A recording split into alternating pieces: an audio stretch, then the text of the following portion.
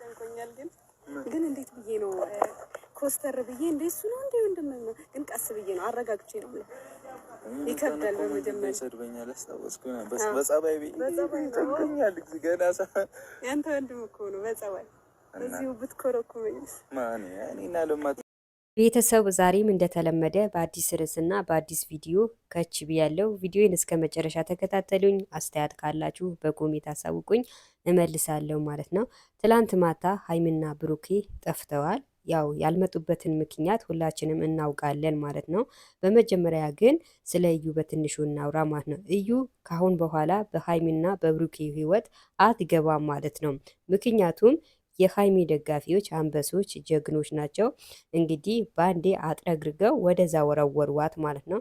ሲቀጥል ደግሞ ሀይሚም ካሁን በኋላ በእኔና በብሩኬ መሀል መግባት የለብሽም ብላ አስረግጣ አስጠንቅቃ ነገራቻት ማለት ነው። እንግዲህ ከዛን ቀን ጀምሮ ሀይሚ ጠፍታለች ማለት ነው። ሲቀጥል ደግሞ ሀይሚና ብሩኬ የጠፉበትን ምክንያት ያው ታውቃላችሁ። ትላንት ማታ በጉጉድ ስንጠብቃቸው አልመጡ። በሀይሚን ቤት ይሁን በብሩኬን ቤት ይሁን አልመጡም፣ ጠፉ ማለት ነው።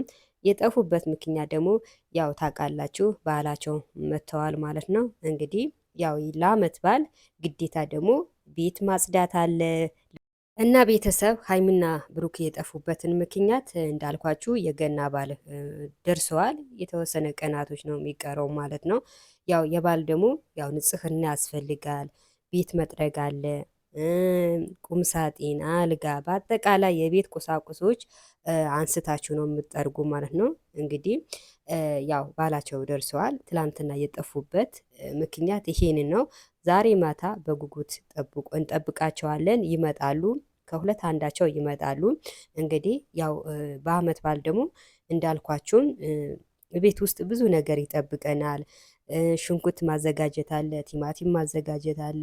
እነሱም ደግሞ ስናዘጋጅ በመጀመሪያ የቤት ንጽህና ያስፈልጋል። ፍሪጅ መወልወል አለ፣ ቦታው መጥረግ አለ። በቃ ምንም ነግራችሁ ነገር የለም፣ ያው ታውቃላችሁ። እና አንዳንዴ ደግሞ ወደ ራሳችን መመለስ አለብን። እኛ ሴቶች ደግሞ ብዙ ነገር ያው ያስፈልገናል ታውቃላችሁ። እና ሀይሚም ደግሞ የአመት በዓል ስለሆነ ነው ወደ ራሷ ጋር የተመለሰች። ሀይሚያችን አጠፋም ማለት ነው። ጉዞ ወደፊት ነው፣ መቼም አጠፋ። በስራ ቀልድ የለም። ያው ሀይሚን ትናገራለች እና ብዙዎቻችሁ በሀይሚ ምክንያት ተጨንቃችሁ ነበረ። ትላንት ማታ ስላልመጡ ሀይሚያችን ምን ሆና ነው፣ ብሩክ ምን ሆኖ ነው፣ ለምን ይሆን የጠፉ ብላችሁ የተጨነቃችሁ እህቶቻችን አላችሁ እና ሀይሚ ምንም አልሆነ